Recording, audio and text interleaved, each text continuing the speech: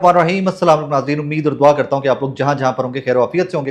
अरे इस व्लॉग के अंदर एक बहुत बड़ी डेवलपमेंट और वो बहुत बड़ी डेवलपमेंट बज़ाहिर तो सिर्फ एक खबर है कि जनाब शेर अब्दुल मरवत साहब को पाकिस्तान तहरीक इंसाफ से निकाल दिया गया। उस खबर के बैकएंड पे बहुत सारी चीज़ें चल रही हैं जिनको डॉट्स कनेक्ट किए जाए तो कुछ समझ आती है कि ये कितनी बड़ी गेम थी और ये गेम का मंतकी अंजाम क्या होने जा रहा है। बहरहाल स्टार्ट करते हैं शेर अब्दुल मरवत साहब से। मरवत साहब को आज उनका एक राइज एंड फॉल की परफेक्ट एग्जांपल पाकिस्तान तहरीक इंसाफ के अंदर शेर अब्दुल मरवत साहब है। हमने इनका अरूज भी देखा है कि मरवत साहब पंजाब, कराची, केपी के, इस्लामाबाद, इवन जहाँ जहाँ निकलते थे मरवत साहब के आगे पीछे लोग ही लोग होते। तो ये एक परफेक्ट एग्जाम्पल थे कि राइज तहरीक इंसाफ ने कैसे इनको हीरो बनाया था। फिर इनकी कॉन्ट्रोवर्शियल स्टेटमेंट्स भी आना स्टार्ट हुई। कुछ तहरीक इंसाफ के नैरेटिव और इमरान खान साहब का जो बयानिया था उससे मिलती जुलती स्टेटमेंट्स नहीं आती थी। ये एक अपनी लाइन लेकर चलते थे, मफामत की बात करते थे, बाकी पार्टीज़ को साथ बिठाने की बात करते थे। वहाँ पर काफ़ी सारे इनके इख्तलाफात भी, इनकी अपनी पार्टी ने भी इनके काफ़ी सारे बयानात जो इनको रोक दिया उस बयानात देने से। अब फाइनली ये लास्ट टाइम के ऊपर भी सलमान अकरम राजा साहब वाली जो स्टैरियो हुआ, जो इनकी आर्गूमेंट्स और जो सलमान अकरम राजा साहब को ये कोई ऐसा घास नहीं डालते थे, उसके बाद इनको रोक दिया गया था मीडिया पे आने पे भी। और ये अभी रिसेंट असेंबली में भी सहाफ़ियों से बात करते हुए मरवत साहब ने कहा कि यार मेरे से कोई लतीफ़ा सुनना है तो सुन लो, लेकिन मैं कोई पॉलिटिकल बात नहीं करूँगा। एक विजुअल्स बहुत इंपॉर्टेंट हैं, उन विजुअल्स को आपने जेहन में रखना है। वो भी जो लास्ट सवाबी जलसा हुआ है 8 फरवरी का, उसके विजुअल्स, जब ये सलमान अकरम राजा साहब खिताब कर रहे थे और कैसे ये और अली अमीन और बैरिस्टर गौहर साहब मिल रहे थे और कैसे उस, अब इस सारी पिक्चर को आपने जेहन में रखना है। अब आगे चलते हैं। अब से कुछ देर पहले खबर आती है, शबीर डार साहब ने खबर ब्रेक की है, जिसका ब्रेक की हो उसका क्रेडिट होता है जियो टेलीविजन का ताल्लुक है। शबीर डार साहब ने सबसे पहले खबर ब्रेक की कि जनाब पार्टी की हिदायत कर दी गई है इमरान खान साहब की जानिब से कि शेर अब्दुल मरवत साहब को पार्टी से फारिग कर दिया जाए। पार्टी से फारिग करने का मतलब ये है कि इनको रिज़ाइन देना पड़ेगा। एमएनए की सीट से भी, वो सीट भी खाली होगी और कल को ऑब्वियसली उसके ऊपर बाई इलेक्शन भी होंगे। अगर कोई सेटलमेंट इनकी पार्टी के साथ नहीं होती तो ये सीट भी खाली होगी और कल को उस सीट के ऊपर बाई इलेक्शन होंगे। अब 2-3 चीज़ें हैं, उनको डॉट्स को कनेक्ट कीजिएगा। आज सुबह ही शेर अब्दुल मरवत की स्टेटमेंट आई कि जनाब अब अगर मुझे पार्टी बाकायदा इन्वाइट नहीं करेगी जलसे जुलूसों के ऊपर तो मैं शरीक नहीं हुआ करूँगा। मतलब वो अपने एंड के ऊपर नाला थे, नाराज़ थे पार्टी से, और वो एंड रिजल्ट ये निकला है कि उनको पार्टी से साइड पे कर दिया गया। उनकी एमएनए की सीट भी जाती दिखाई दे रही है। अब वापस चलते हैं 8 फरवरी को। साथ एक और डेवलपमेंट है, उसको भी ज़हन में रखना है आपने। जुनैद अकबर खैबर पख्तूनख्वा पार्टी के सदर आते हैं पाकिस्तान तहरीक इंसाफ के। ये अली अमीन गंडापुर साहब के पास ओहदा था, उनको फारिग कर दिया गया वहाँ से। बैरिस्टर सैफ के पास तंजीमी ओहदा भी था इंफॉर्मेशन का, जो मुशीर हैं वज़ीर आला खैबर पख्तूनख्वा के बैरिस्टर सैफ साहब, तंजीमी ओहदे से उनको फारिग कर दिया गया। आज वहाँ पर नए लोग नोटिफाई कर दिए गए हैं।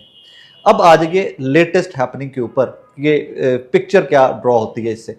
कुछ सहाफ़ी इसके ऊपर बात कर चुके हुए थे कि इमरान खान साहब को माइनस करने का फॉर्मूला जो है उसके ऊपर बड़ा तेज़ी से काम जारी है कि इमरान खान साहब को माइनस किया जाए, पार्टी को स्पेस भी मिल जाएगी, ये भी हो जाएगा, वो हो जाएगा।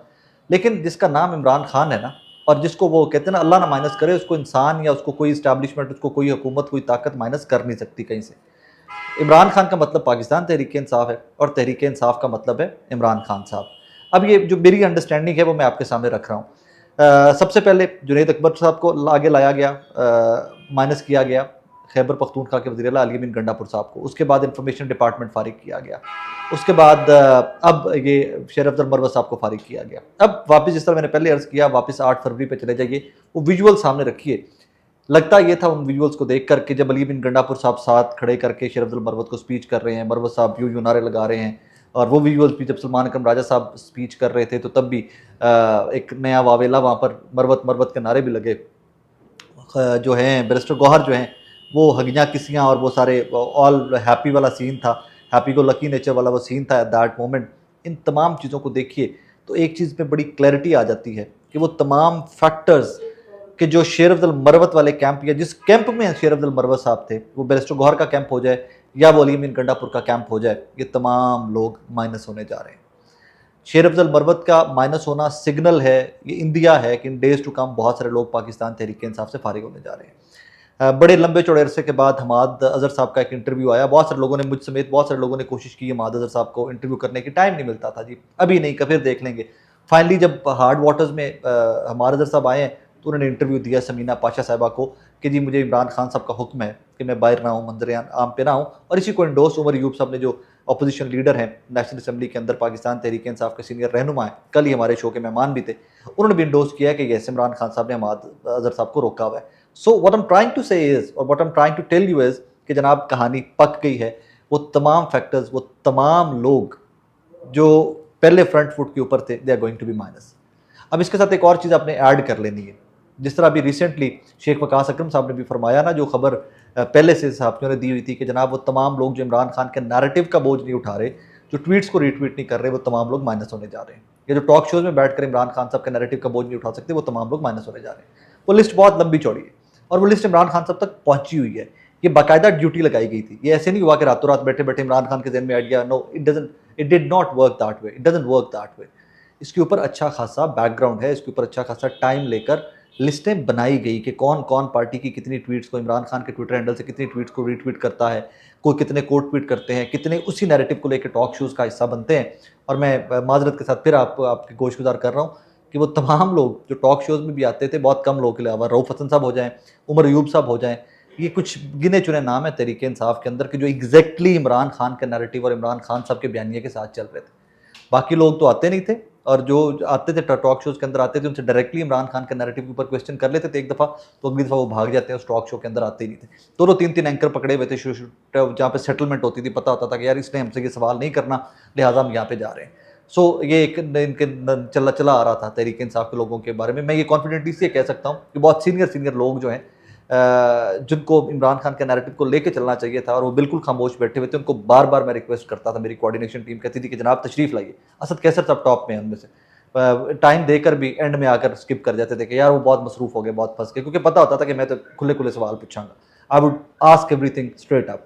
कल का उमर अयूब साहब वाला इंटरव्यू भी देख लीजिएगा, आपको आइडिया हो जाएगा कि मैं तो खुल के हर चीज़ के ऊपर गुफ्तगू करता हूँ। स्टैब्लिशमेंट, इंटरवेंशन, तहरीक इंसाफ की पॉलिसीज, मैं तो खुल के बात करता हूँ तमाम चीज़ों के ऊपर।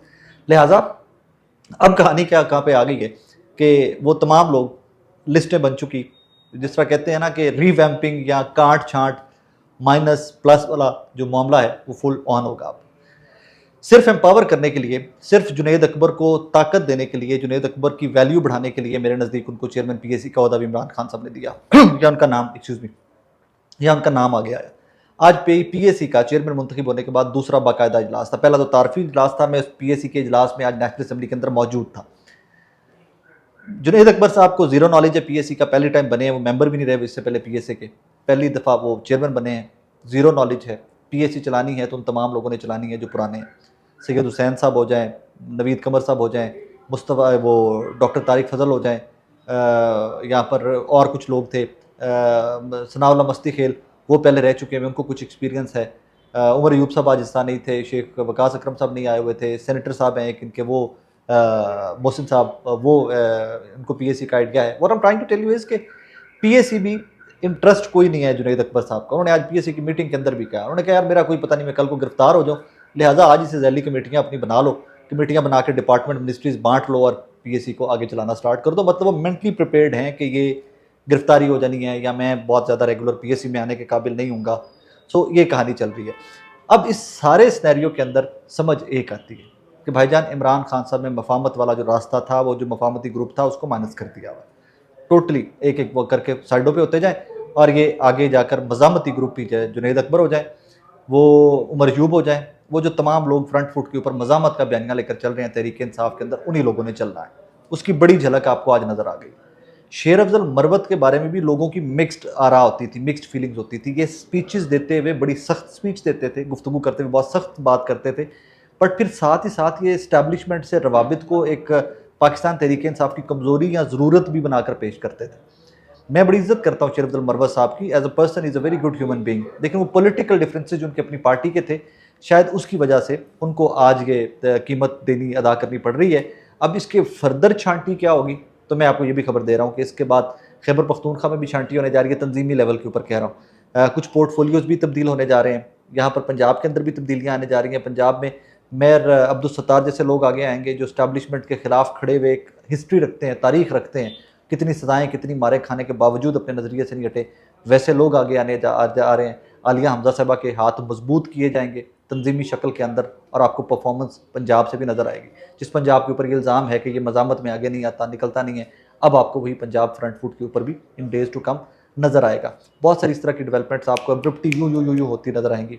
इवेंचुअल टारगेट मेरी कैलकुलेशन है, ये खबर भी है, लेकिन मैं इस खबर को इतना रिलायबल नहीं समझता, लेकिन मेरी कैलकुलेशन के मेरा एनालिसिस इसके ऊपर ये है कि इवेंचुअली अली अमीन गंडापुर साहब को CM KPK के ओहदे से भी हटा दिया जाएगा।